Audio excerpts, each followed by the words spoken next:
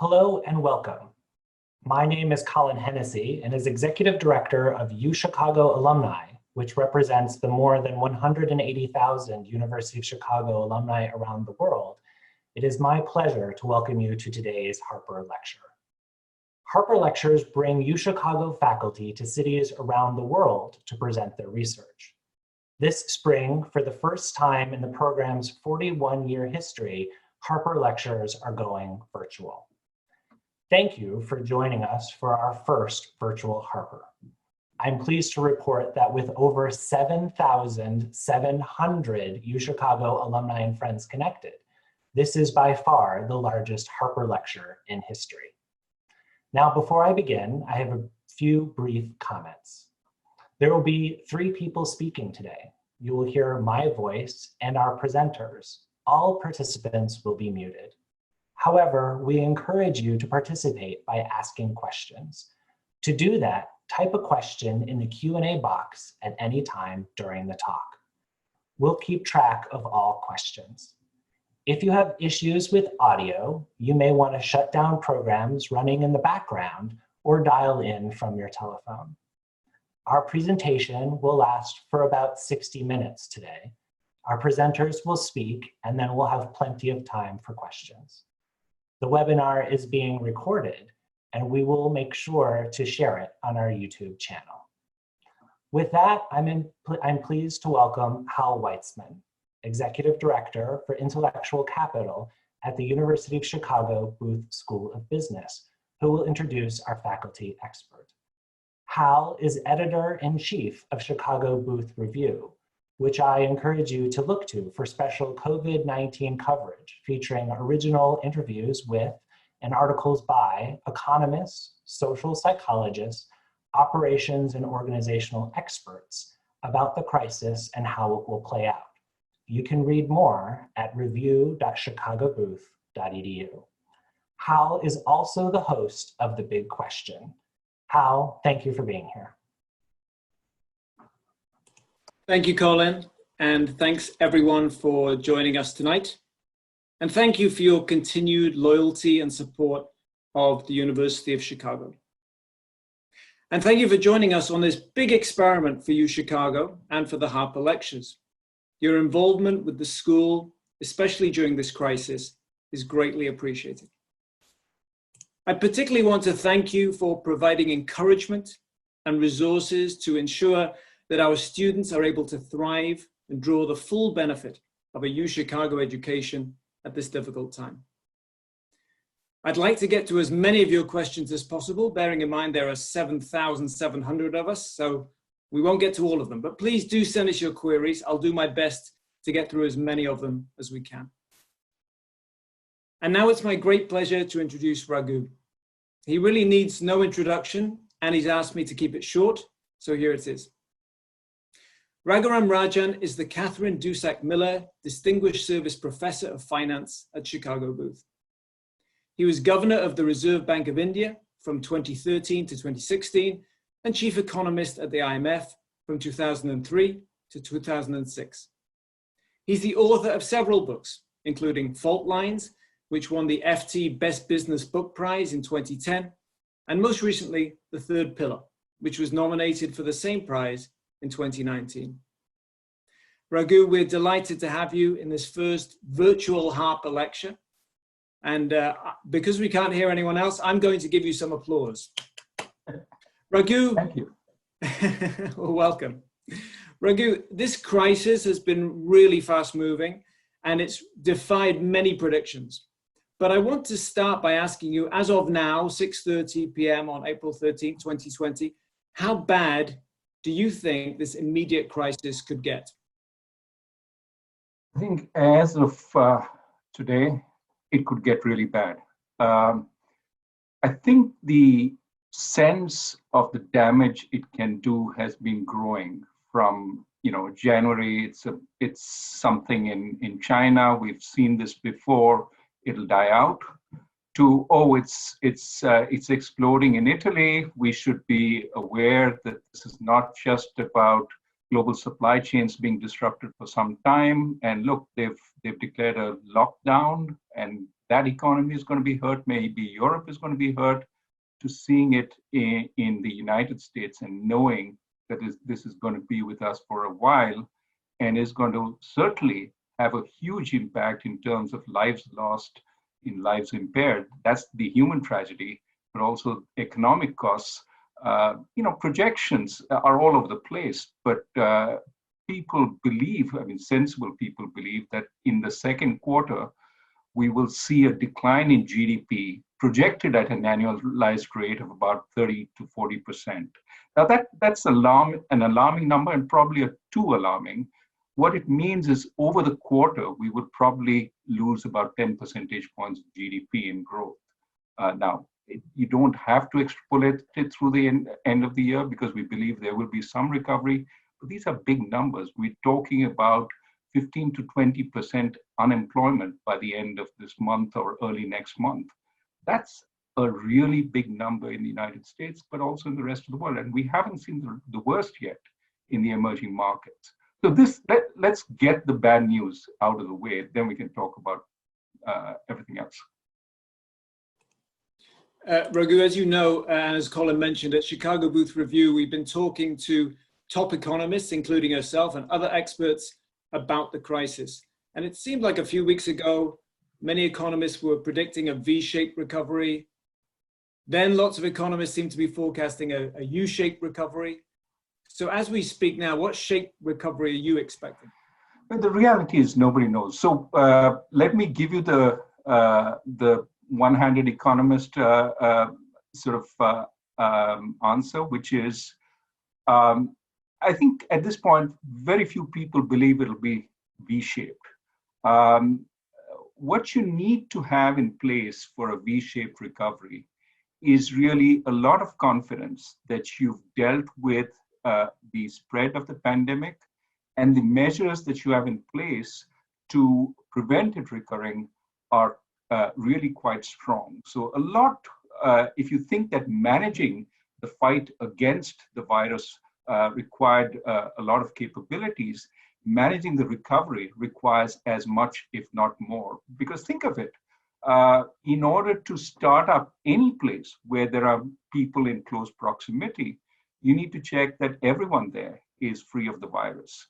At the very minimum, you need temperature checks, but you need more than that because there are so many people who are asymptomatic and still carry the virus. So you need to have some way of measuring whether in fact they might have it, or a sense that the probability that anyone has it is really very, very low. We're not there yet. And to get there, at the very least, we need a lot of technology and hopefully some medical advances, including ways of trying to figure out whether people have antibodies. That's still very uncertain research. Or hopefully, and this is the holy grail, make sure that everybody in that room is vaccinated. For that, we first need a vaccine, and we don't need to roll it out. So in the V-shaped recovery, the idea that pubs and bars and restaurants and cruise ships will all be full because people are so sick of the lockdown that they get back to those places, well, that's unlikely until we have much more confidence that others aren't carriers. And we're very far from that. What China has managed to do is get the factories back to work by creating adequate social distancing, by creating distancing at work, distancing in transport, as well as sometimes ensuring that people don't go back to their homes where their elderly parents are, but live in dormitories. Now, that requires a lot of management. And again, we are far from that right now. China hasn't got back its restaurants to full capacity. Starbucks is working at about 50% capacity there. And again, China has done that with the help of fairly intrusive technology, apps which tell the person at the door where you've been and whether you're cleared to enter. I want to turn to the global economy in a second because there are many, many questions that have come in about that. But I want to pose to you a question from one of our viewers tonight, Ed David. Ed asks, which industries will come back first? You talked about this a little bit. And which industries will be permanently changed? Well, I mean, that's a hard question. I mean, it's hard to understand how psychology will change right after this. I mean, I watch movies nowadays where people are crowded in a disco, and I say, where's the social distancing? Why are people all packed together? Aren't they scared of catching something from each other? But that's fear, and fear obviously over time will go away. But there are places where we've learned to do things somewhat differently. I mean, take, for example, our own business of education. My kids are going to their universities via Zoom, and it's not great. They'd love to be with their friends in the room, and they probably would pay more attention to the faculty member if they could see a real life faculty member. The real life faculty member could see them and make sure they weren't fidgeting on something or the other. But I think that we can get 80% of the way with some of this new technology. And I'm sure that is true of many other industries. People have learned to do away with face-to-face meetings and have learned that business meetings can be conducted pretty well on the technology that we have. So there will be changes, but some of the old stuff has its own value. Being in exotic places with interesting people physically rather than virtually will still carry value. So to the question itself, I mean, almost surely manufacturing will be the first to come back, because there you can have adequate distancing. The high value added services of the kind, education, maybe even telemedicine, those are things that can be done virtually, and those will come back. It's the high contact services which are probably going to be last. And this includes things like tourism, things that involve a lot of travel in closed spaces, crowded bars, discos. I mean, those will take time. And probably will need either a cure, which tells people the cost of getting it is not that high, or a vaccine, which tells them they're protected against it, or a sufficient test and a cheap test, such that you can just put your finger into some device and it tells you whether you have the virus or not. And everybody else who's in the room has been checked, so that you feel confident going in and you don't worry about it. So, technology is at work, and maybe there is a technological solution, but those are likely to be later when we find some sort of solution of this kind. Let's get back to the economic effects, and there have been a lot of questions coming in about the global economy, and I guess there are 2 points here that we want your views on, Raghu. One is, what effect will this just have on global growth? And the second is about integration and globalization. You have expressed the hope that this could bring countries together in search for a global solution to a global problem, but there are also signs that there's moves towards more economic nationalism. Which of those forces do you think is likely to prevail? Well, first, I think as far as the global economy goes, I think we've seen that no part of the world is immune from this. It started with China, spread to some parts of East Asia, but more to Europe, and then since then to the United States and North America. Now it's spreading to South America and to South Asia, as well as to Africa. So everywhere in the world is going to be affected. There was some hope that heat and humidity would slow down the spread of the virus. We yet to see that, and of course, we still don't know if that's true. I think that any hope that global growth would be positive this year has likely dissipated by this time. In the West, in the industrial West, we're looking at between 5 and 10 percentage points negative of GDP growth, which is a fall from about 2.5, which we were thinking earlier. So for the year, despite the rebound that is still expected in the last half, in the second half of the year, and probably towards the end of the year, we still will have negative growth in industrial countries. A number of emerging markets will go the same way.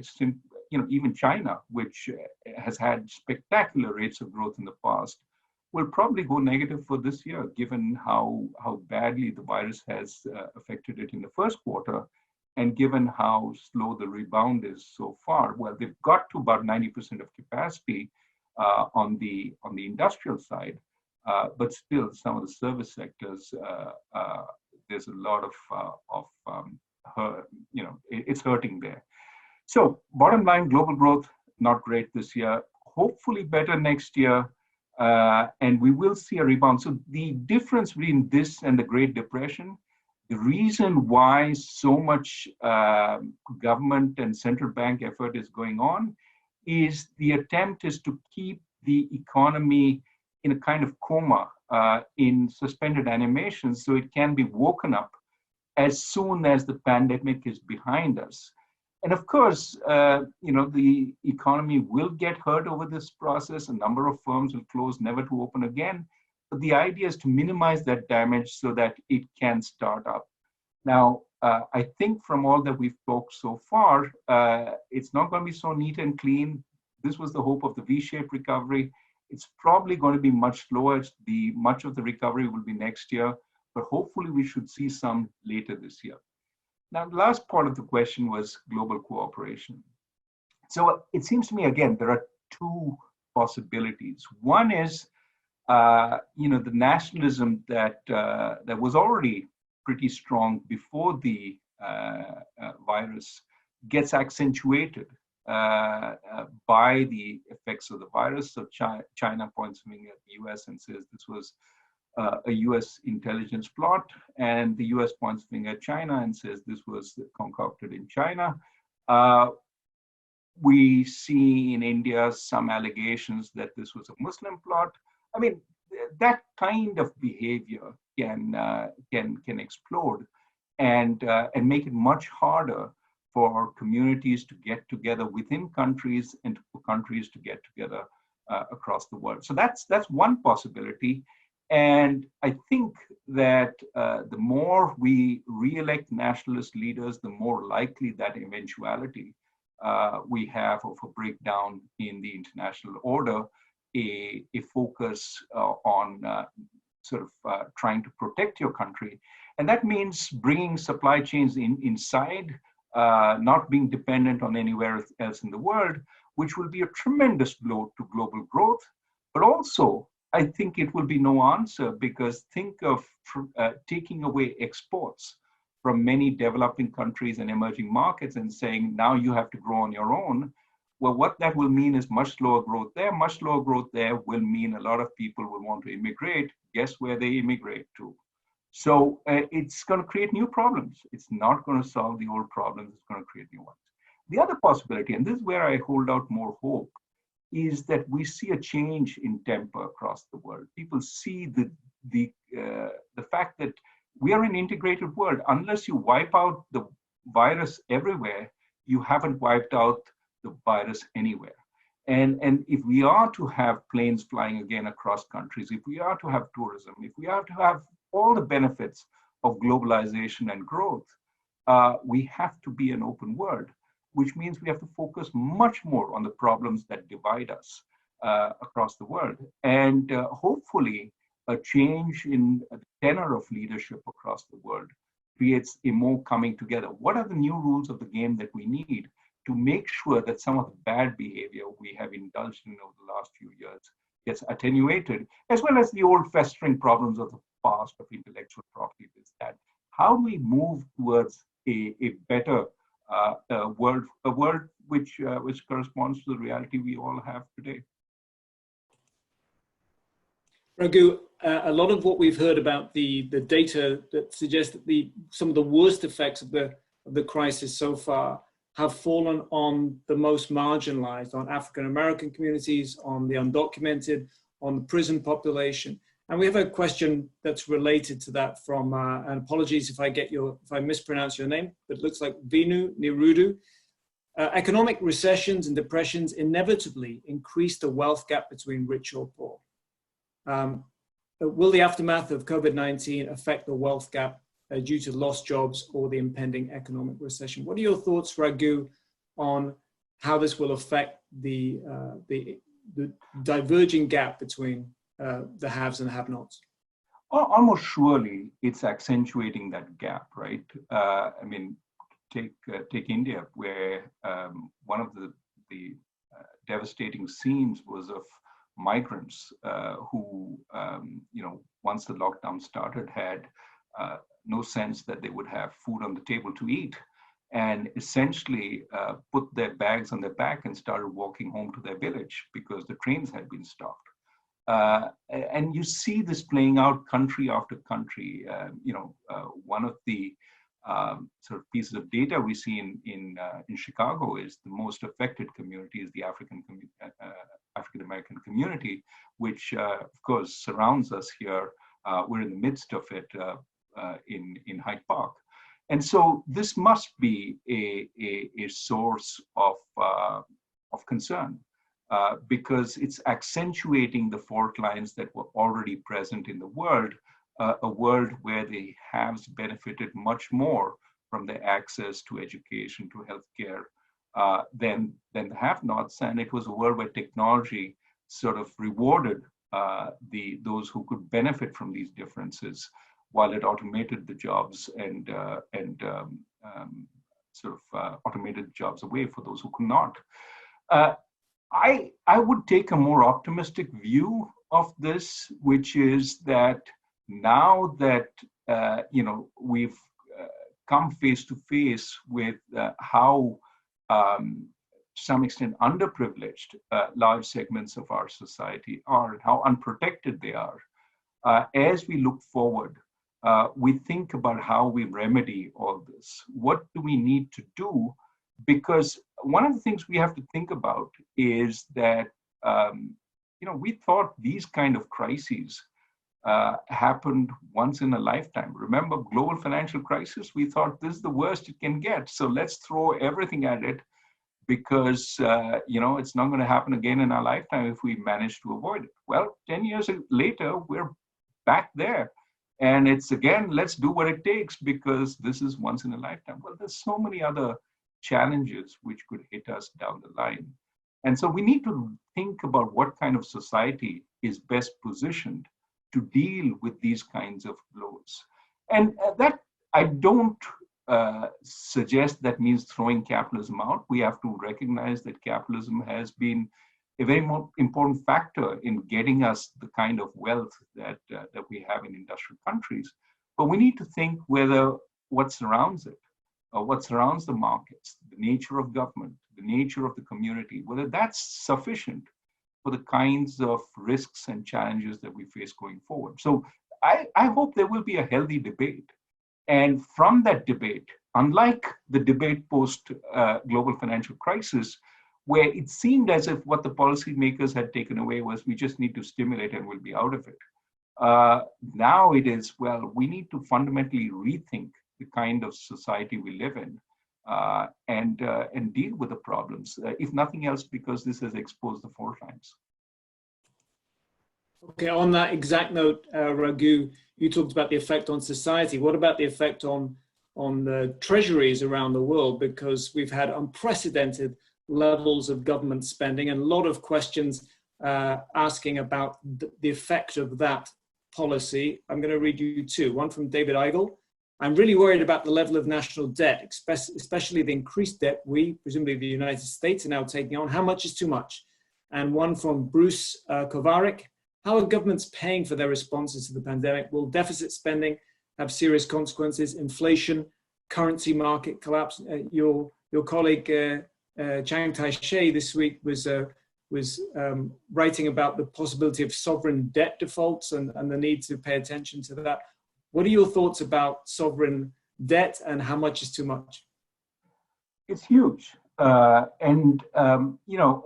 there were people, respected professors like Olivier Blanchard, who made the very sound point that, with low interest rates from now to, wherever we can see, perhaps the level of debt that was sustainable was higher than the level of debt that countries had, even post-global financial crisis. Well, I think we've just lost all that room because we've added another 20 percentage points. Remember, it's both the numerator that's going up, the debt that is being issued to spend on all that government is spending, but also the denominator, GDP, is going down. So debt to GDP becomes higher. But I think there are a bunch of issues here. Well, clearly, nobody is saying that we should essentially let the economy collapse. But we have to be careful that at these times, we don't treat this as an endless, endless source of wealth, because somebody has to pay for it down the line. And if we don't pay for it, it's left to to the next generation or the generation after that. And clearly, it's a wonderful legacy we're leaving for them, because not only do they have to pay for the debt that we took on, but they also have to pay for our retirement, because there's not enough in the kitty to pay for our retirement. And they also have to pay for our health care. And the intergenerational strife that is possible if this is the legacy we leave them is certainly something to worry about. Clearly, they would prefer having debt than having no economy. But is that the stark choice that we have? Are we sometimes too easy spending their money? And so we need to rethink government spending also, which is why, I mean, I said one of the benefits of this is we will hopefully look away from just seeing massive stimulus as the way to resolve these problems, and look more to the kinds of structural reforms we need to do in country after country to get the sustainable rate of growth up while reducing the risk. I mean, if you think about it, arguably, one of the reasons there is so much fragility, certainly in the United States, as we enter this crisis, one of the reasons why the Fed today is buying fallen angels, that is BBB bonds that have slipped below investment grade and gone into and now have become junk. Why is the Fed buying that? Well, partly because the easy monetary regime before this crisis encouraged leverage, corporate leverage built up during the 10, 12 years after the financial crisis. And that left very little margin for companies.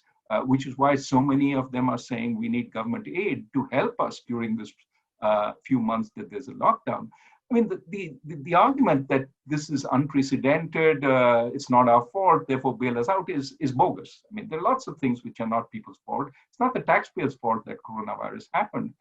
The only rationale to help them is because we want to keep an economy alive. We don't want the social and capital that's embedded in these companies to collapse. But that said, I think it is very well worth asking the question, how are we to make sure that you don't create the kind of fragility in your capital structure, the fragility in your operations, that the next time this happens, again, you're back knocking on the door? Why is it that you've taken on so much leverage? And is it that we're encouraging this kind of leveraging with the kind of monetary and fiscal policies that we follow? So again, this would not be a question if this was once in a lifetime. Yeah, it happens. Well, forget moral hazard, forget bad behavior. We're not doing any of that. But that's what we said after the global financial crisis. And we're back there again. And a related question to that comment, Raghu, that comes from, and again, I apologize for my pronunciation, Mohit Mehrotra. How do we ensure better corporate and personal fiscal responsibility? What's the point of having the greatest economy, that's the US presumably, if businesses and people don't even have a couple of months of buffer? And so that relates to what you were just talking about. Should we tolerate, should we allow companies to go bankrupt that haven't, rather than bailing them out? Who should we bail out? How should we think about that?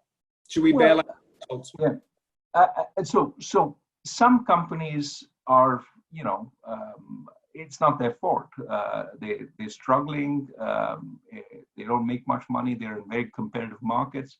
And I don't think we should immediately sort of chastise them for having thin buffers.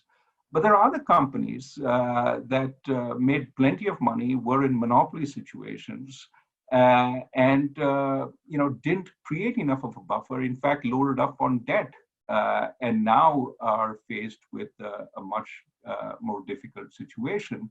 And for those companies, I think a legitimate question is, well, you shareholders benefited in good times. Why is it that you're now looking for the government to bail you out? And ideally, what we do is run those companies through bankruptcy court, wipe out the shareholders, wipe out some of the bondholders, and the valuable part of the company would stay and would survive. The problem sometimes is when this happens on a mass scale, bankruptcy courts will be completely overwhelmed. And it is possible that widespread costs of financial distress could hold the economy back. So that's the argument for saying, okay, let's bail out the most viable ones. Now, that's different. And I want to emphasize this. Sometimes when we talk about giving a helping hand, for people, the helping hand is most valuable to the poorest, the people who don't have, for a variety of reasons, don't have, decent savings. Those are the people in times of calamity that you need to help because they need to survive. And there are many who don't have adequate savings. We've all read those numbers. Many Americans don't have the $400 or $500 it would take for an emergency operation. So I think that is a legitimate, function of a society to protect its weakest, especially in times of great difficulty. But when you go to corporations and you make, you ask who should we help? Well, you want to help the corporations where there is the most value that will be lost if that corporation essentially falters. And this doesn't necessarily mean helping every operation there is, because some aren't viable and should probably close down. Now, that kind of analysis can't be done in a hurry in the midst of a crisis, which is why we say bail out everybody for a little while. But even there, I think we should be asking this question all the time. Who is it that we really need to in order to keep the economy going? A lot of the support that was in the stimulus bill, the CARES Act, has gone to small businesses, and even more money coming. Is that the right thing to do? I think if you said viable small businesses, that makes economic sense, because these are businesses that are working on a thin margin, but provide employment and are profitable. They're not profit sinks. And if they go bust, they may not start up again. But again, if you ask me to wear my economist hat, this kind of sort of argument has to be made carefully and might differ across a variety of small businesses. For example, a franchise shop could close down and reopen in the same location 3 or 4 months later without any loss in value, because the value is in the franchise. And you may even get the same people back. So is there a need to keep it alive over the next 3 or 4 months? On the other hand, a specialized craft shop may be hard to get some of those people back, or maybe. So I think you have to go deeper if you want to do a sensible economic analysis. But Congress simply doesn't have time. And if it starts picking and choosing, it'll be a political mess. And therefore, it's sort of a blanket. We bail out all small and medium-sized businesses with this America Cares. And maybe that's the only thing to do at this time. There's a certain amount of ill-directed funding, help the people, not necessarily unviable businesses. But I think at this point, you just spend. Now, if this lasts much longer, you have to make much more careful decisions. Who really needs to, be revived, and who is it better to let go and have the people move on to new industries, new firms, where in fact they can do much more good for the economy? That kind of harder-hearted decision will have to be made if we're talking quarters rather than months. Raghu, you talked earlier about the effect that the crisis might have on what we think of as capitalism, particularly in the United States. And two questions related to that. Greg Schott asks about how you view the impact on capitalism. And I'm going to attempt your name. Plachi Kat Viswanath asks, the current crisis has shown the importance of a social net. How likely are things to move in this direction in the US and in India? Talk a bit more about what specifically, I mean, we've seen the Financial Times even talking about everything being on the table, including universal basic income. Talk about what effect this might have on social policy in the future. Well, let's start with capitalism. I mean, unlike the global financial crisis, where you could argue this was that it was directly created by risk-taking in financial markets, this is pandemic, and its consequences are less easy to place on the door of quote-unquote greedy business. However, of course, we've already talked about the fact that businesses may be more fragile because of the leveraging that took place after the global financial crisis. And certainly there will be some discussion of whether too many big firms sort of paid out large dividends, bought back stock, while leaving themselves undercapitalized for an event of this kind. Of course, nobody would have foreseen this kind of calamity, and it's easy to see after the fact that you should have foreseen, when in fact it's very hard. But that said, I think it won't be so much about whether markets work as about the kind of role that governments, and I hope the discussion also veers to communities, the kind of role that they will have in buffering the kind of effects that we see with this pandemic. The disappearance of jobs because of cataclysm like this one, and how do we get back jobs in the right place, is the right approach, the European approach, where sort of they hold your jobs in suspended animation and pay you to, not even if you don't come to work, which protects the firm. But if there are massive changes required as a result of what happens during the pandemic, it doesn't allow for easy reallocation to the new industries that are going to emerge and the old industries that need to fade away. The US system is harder, despite the CARES Act. I think a lot of people will lose their jobs, but hopefully, it is more dynamic, so that many will get reemployed as the economy comes back, and this will prompt a renewed dynamism in growth. At least that's the hope. But we don't know. I think there will be a lot of debate on that.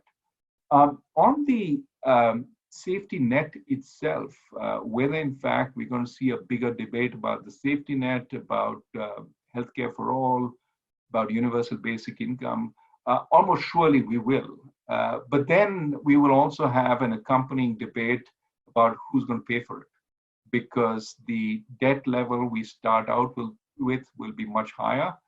And there will be the question of, where do you get the resources for any of this? I personally believe that we're still a long way from universal basic income, but certainly universal healthcare will be very much on the table during the next American presidential election. And we have to see where that goes. Your last book, Raghu, which I mentioned at the beginning, The Third Pillar, is all about communities and how they have been this sort of ignored part of the social contract compared to the state and the economy. Has your thinking changed at all on communities because of this crisis and their role? Has it strengthened your view, perhaps, on the importance of their role? Well, I think it has strengthened my sense that this is a very important building block for the new world going forward. One of my big concerns in writing that book was the growing centralization of both induced by government as well as markets, driven by the integration of markets around the world. We want uniformity, and we want uniformity in governance. So increasingly, governance was being done not just at the national level, but at the international level. And to some extent, I saw nationalist movements, populist nationalist movements, as a cry against that kind of centralization. The echo from the Brexit campaign being, let's take power back.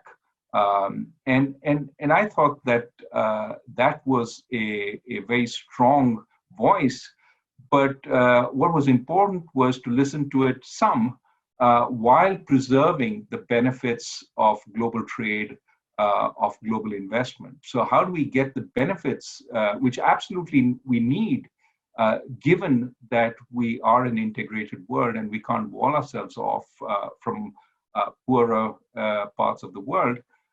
We need global trade to give them some helping hand in getting richer, but also in preserving our own wealth and making sure that we stay rich. I think we need global trade and global investment. But how do we reconcile that with the strong sense that we're losing identity, we're losing a sense of agency, that many communities don't have a sense they control anything. And so much of that book was a plea for re-empowering communities so that they can address some of the gaps that are left behind by globalized markets and globalized government. Things that we see today. So with this virus, where in fact we have to distance ourselves and can't actually engage in community, you see a lot of communities sort of trying to take care of the elderly who, these touching stories of young kids who are more immune from are more protected from the virus than elderly people, going and doing shopping for the elderly neighbors and leaving those shopping bags outside their neighbor's door, so they would have access to something while the lockdowns are on. And you can see these kind acts even when we're distancing ourselves. And of course, as we interact with each other virtually, we recognize how much we're missing of the true community of being in proximity with a human being. And we realize that virtual can be an add-on to our real community, but it's not a substitute. So I'm hopeful this accentuates the need to build those relationships which hold us in good stead when all else fails, when the markets fail us, when governments fail us. Raghu, you've thought a lot about what this crisis means for India, and you've written for us for Chicago Booth Review about the challenges facing policymakers, and we've had a huge number of questions tonight about India. Here's just one. Pilar Dita, can Dr. Rajan please expand for India and indeed emerging markets in general, their ability to eventually recover from this pandemic? Well, the good news so far in emerging markets and developing countries is the pandemic hasn't progressed as much as it has in industrial countries so far. We don't know whether some of that is because of under-measurement, under-counting, under-testing.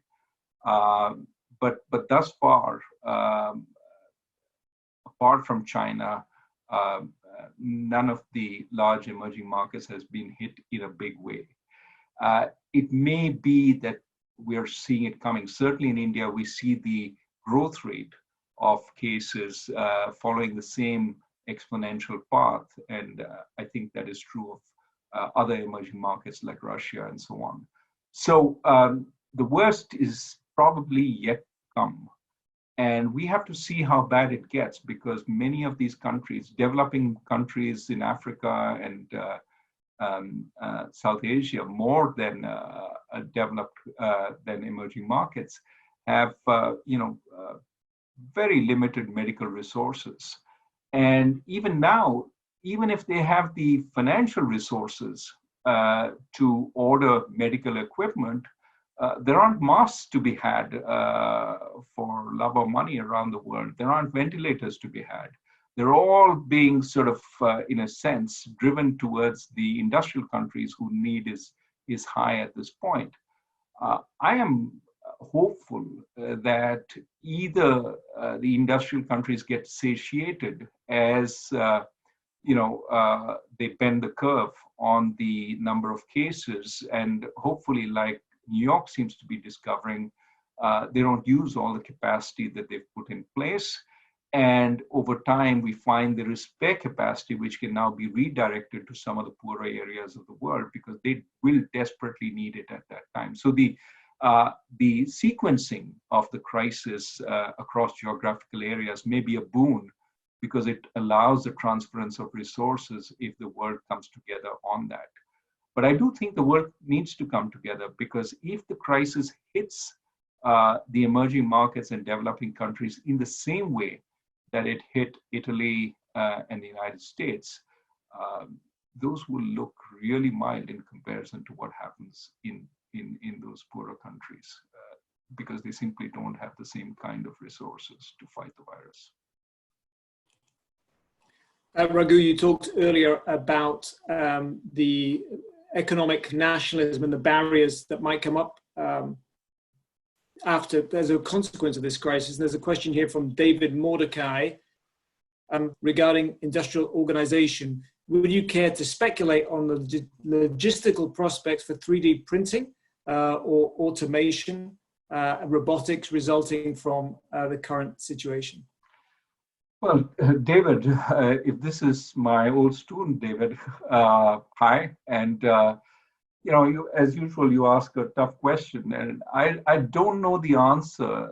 How these specific technologies will affect industrial organization. I think two issues today seem very clear, right? It's probably stating the obvious, but every company is going to look at its global supply chain and try and figure out where it has sacrificed resilience for efficiency too much. In other words, where has it tried to reduce costs significantly, but become overly exposed to a single supplier or a single region of suppliers. So we will see global supply chains diversifying far more, even if that comes at some cost, in order to build resilience in those supply chains. So, and many will try and bring more of their supply chains within a common political or geographical area, because right now what happens is you are exposed to the fragility of the weakest link, while when you're all in one area, you're exposed to that particular area, but you're not exposed to risk everywhere else in the world. So there will be some incentive to, on the one hand, onshore when your markets are industrial countries, but on the other hand, offshore when your market is in China, so that you're not sort of exposed to the China-US trade conflict or any other disruption that might occur. So that's one. And the other, I think, is we will see a lot of smaller firms essentially give up the ghost during this crisis because they have far fewer reserves, far less buffers. And that will mean more concentration of industry, which we were already complaining about before the pandemic. So big is going to get slightly bigger. Watch for the big banks to get still bigger. Raghu, here's an interesting contribution we've had from Wendy Schaffer. As a doctor in New York City, I have to ask whether the economic and social cost of the lockdown is worth the lives saved. For example, the social impact on poor, marginalized communities seems like it may take more of a toll than the virus itself, which is more life-threatening to the very elderly. So Wendy, thank you for the work that you do. Raghu, what are your thoughts on the trade-offs that hospitals, policymakers, local municipal policymakers have to make? Well, it's a great question. And first, I join you in thanking all the doctors and nurses and medical personnel who are putting their lives on the line, but also all those people who are still making the economy work, the workers in the stores, in the Lyft drivers and Uber drivers, and the people still, working the planes to make sure that at least there's some connectivity between different parts of the country. So there are an enormous number of people who are effectively putting their lives on the line during this crisis, and we owe them tremendous thanks.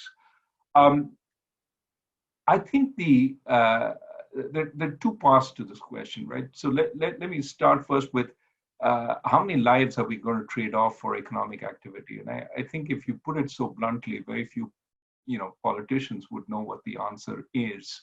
And you can sort of try and find out the NPV of a life and try and work out the calculus.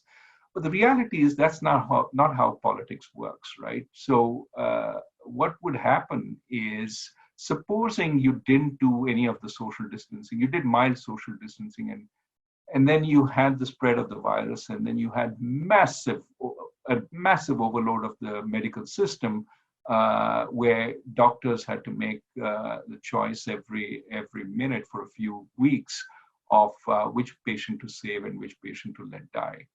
And you had a significant higher load on the hospitals than we've seen, at least thus far. I think that would be traumatizing, and it would probably mean that as that was ramping up, politicians would succumb to the general pressure to distance and would impose distancing, but a little late. And so we'd have all the costs of distancing, because it'd have to go on for longer because you haven't curbed the virus spread, but you also incur all the pain in terms of overloaded medical systems, deaths, etc. I think what the case for the distancing and the suppressing and the lockdowns that we have, and I'm fully aware of mangling terms right now, but the whole idea is to bend the curve, to push it down to a level which is manageable by the system, and then find ways to not just try and root out any new outbreaks. That's the management we talked about earlier. Prevent a second or a third recurrence, but hopefully by time, one, to get the equipment more up to speed and more equipment, but also get us closer to when we have a solution, whether it's a cure or a vaccine. I mean, this is why buying time makes sense. But the question is a great one, because what are we going to do if the curve doesn't bend and you got to keep people shut up for quarters, not months? And I think that's when politicians will have to make the difficult decision: do we actually let the economy collapse? Because the longer this lasts, the more financial fragility starts kicking in. And what is just an economic downturn also creates a financial meltdown. That's what could happen if we're locked down for 6 months. And that's much bigger to deal with than what we hopefully will have to deal with today. So, I mean, I think the best case one could hope for is suppress the virus, suppress the cases to a low number, as China seems to have done, and then deal with any localized outbreaks. Hopefully that's all there is. There's no second or third wave. And sometime, the most optimistic are, well, let me not throw out a number, but sometime a cure or a vaccine will be available, which is reasonably enough for us to get back to work without fear. Raghu, regional leaders in the United States, like Governor Cuomo in New York and Governor Pritzker here in Illinois, have complained about having to go on the open market to buy medical equipment and competing with each other and with federal agencies. And there's a question here related to that from Robin Simon. What do you think of the pros and cons of the US having a coordinating federal response, or I guess not having much of a federal response, versus each state having its own plan? Oh, this is one of those tough, really tough questions. I think in the best of worlds, in the midst of a calamity, letting the market work is sometimes a little hopeful. You sort of say, well, letting the market work would allocate resources appropriately. Somebody who needs a spade just to dig their garden would be outbid by somebody who needs a spade to take, let's say the dog out buried under rubble. But I think that at times like this, having states trying to outbid each other, having some states have excess resources, some states have too little, having the richer states, richer countries have more access while the poorer countries have little because they have little purchasing power. This is probably not the best way when you know that you need to deal with the virus everywhere to be safe anywhere, right? And so it seems as if, at this point, you sort of take off your market hat for a little while and say, yes, there are places where the market could be made to work in this kind of situation, but some kind of overall coordination also makes sense, especially because purchasing power differs so widely across states, but also across countries. And allocation at this point, done simply by dollars, may not reflect true need and true value to the global system as well as to the national system. Raghu, speculation is something that economists never really want to engage in, but let me ask you to give us your thoughts on where we'll be 1 year from now, where we'll be 2 years from now. Hopefully 1 year from now, we will see unemployment rates coming down rapidly. Hopefully we will have compressed the time for a vaccine, and sometime later this year we have enough proof of concept, and then we start rolling out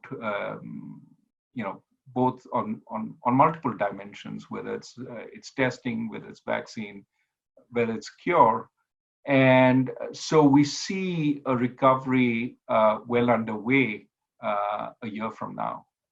That's on the recovery side.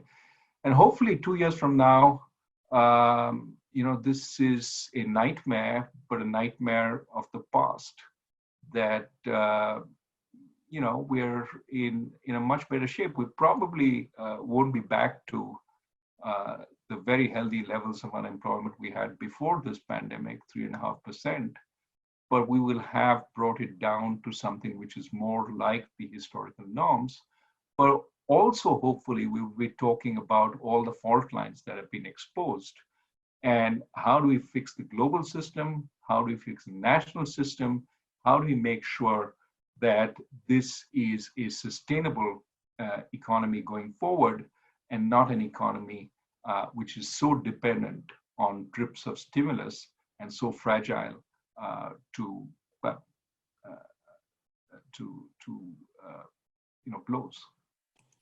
And you talked, we'll make this our last question, Raghu. You talked about some of the positive things that have happened recently. You talked about young people looking after the older people in their community. What do you think? Do you think some of that positivity might last, and what are the positive things that we might be left with? Well, I'm hopeful, right, that we saw after World War II, and I think the analogy to war is sometimes overstretched, but this is a collective experience we're having as a country, as a world. This is akin to a world war. And hopefully, having been through this experience, we not only feel goodwill to those who helped us through, certainly the medical professionals, but all those low-paid workers who have helped us get through this. But we also recognize that we are one planet. And there are so many challenges which are better faced together rather than faced individually as countries. I mean, obviously, climate change has been knocking on our door, and too many people have been quick to dismiss the risk that it may cause. Well, hopefully, we see this and we say, well, we have been quick to dismiss the risk of pandemics before, and then we have this full-blown one and see how bad it can get. Well, let's take the risk of climate change seriously. Let's take the issue of inequality seriously. And let's try and use the power of markets, the power of technology, the power of human ingenuity to solve many of these problems. Let's find a way to deal with these. I'm hopeful that solidarity within country and perhaps across countries may be rediscovered when you go through this kind of horrendous experience. Now, maybe that's wishful thinking, because we see partisanship sort of demonstrate itself as well as nationalism.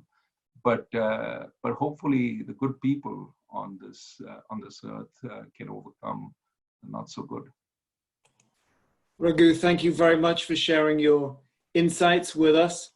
Thanks to all of you for your fantastic questions and contributions. We have 594 questions here. I think we got through about 8 of them. So Raghu, presumably you'll make yourself available for another, what, 9 odd Harper lecture, interactive Harper lectures in the future. But thank you for participating. I apologize to those of you whose questions we didn't get to. We tried to get to as many as we could. Raghu, thank you very much. And now I'm going to hand it back over to you, Colin. Thank you, Raghu and Hal, for that interesting conversation. All of us at UChicago alumni wish to share our heartfelt thanks to those of you on the front lines of this pandemic. From healthcare workers and first responders to grocery store workers and essential employees here in Chicago and across the globe, we say thank you. To learn more about the University of Chicago's response to those impacted by COVID-19 and to find out how you can help, please visit the website shown on your screen. I hope you will join us in 2 weeks on April 27th at 6:30 p.m. Chicago time for our next virtual Harper, featuring health economist and dean of the University of Chicago Harris School of Public Policy, Catherine Baker. Until then, we wish you good health and well-being. Thank you for joining us. You may now disconnect.